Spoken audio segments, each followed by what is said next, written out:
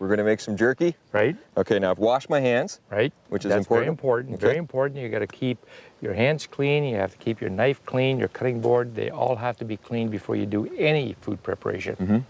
Now, what you're going to be doing, you want to walk us through it? What are you going to be doing, Rob? Well, we've got the red meat here. Right. We're going to cut it into nice, long, thin strips. Right. Okay, now for the red meat too here, I noticed this one has a little bit of marbling with the fat on it. Right. This piece has a larger chunk on the side. Right. Now I'm going to take that off. Yes. Now, there is some importance though in having some fat in your diet when you're out in the bush. Yes, you need some fat, but not an excessive amount of fat. So trim some of the larger pieces off. And what you're going to be doing is cutting this meat that you have into long, thin strips. And we're going to take these long, thin strips like we have here, and I'm going to drape it over a stick behind us, over the fire. Okay. And in essence, what we're doing, we're dehydrating the meat, and that thereby preserving it.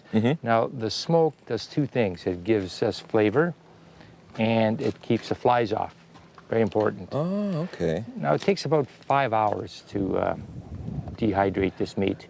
So the thinner you cut it, the sooner it'll be ready. The sooner it'll be ready. Yes. Okay, well I'll try and make some of these really thin because I love jerky. And what we'll get you to do is flour up your hands. Okay. And you can add some of those currants to the bannock that we already have going here. Now these currants are actually choke cherries that you picked yourself this week, right? That's right. Okay, how many do I need to throw on? Oh, a couple of handfuls. A couple handfuls? And you're just going to want to knead that into the dough. Okay. Could you help us out everything? There we go. Now once these are mixed in, you're going to pull off a piece of the dough and roll it into the size just about the width of a hot dog. Okay, how's that? That's good. And you want to leave enough room at the bottom of the stick from where it's going to sit against the grill. Oh, good idea. So we don't want any bannock being burnt right there. Now this would actually be good with anything sweet or savory mixed into it, right? Any kind of berry? Yeah, that's right. Some seasonings? Looks like these are done now. Wow, that looks great. Just peel. Does it need to cool first?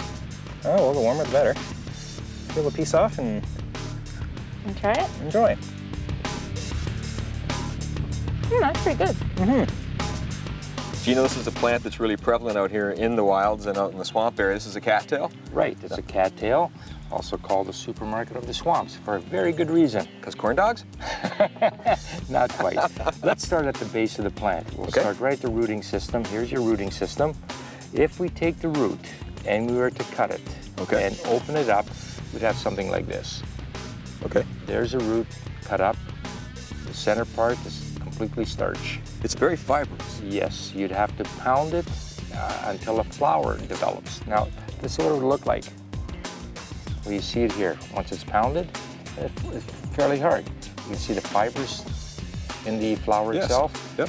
Once it's hardened like this and you pound it again, it'll form a flour. And from this flour, you can make pizza. Cookie pizza? Right. Great. You make flatbread. You can make anything that you would normally use flour for. I could live in the outdoors off of pizza. So there we are. That's the rooting system. Okay. Eventually, the rooting system will develop shoots. The way you see here. Coming up? Yep. Right. So this is what a young shoot would look like right here. Okay. And you can eat it just as it is. You would take the center core. This is it right here. Have a look at it. Okay. We've removed this from the exterior of it all around. Right. And you could take it and just munch on it as is. You'd be able to chop that up, put it in a salad and everything Exactly, or in a stir fry. Quite good tasting. Now the top part that everyone calls a cattail that you held up beforehand, once they mature, what you can do two things. Number one, you can take the fine pollen that comes off here and mix it with regular flour and again use it for making bannock or pizza or whatever. So you could actually eat the... Yes, mix with flour. Or before it goes to this stage, it'll be covered with a thin layer of green covering. Okay. At that stage, you can prepare it like corn and just roast it and eat it just as is, yes.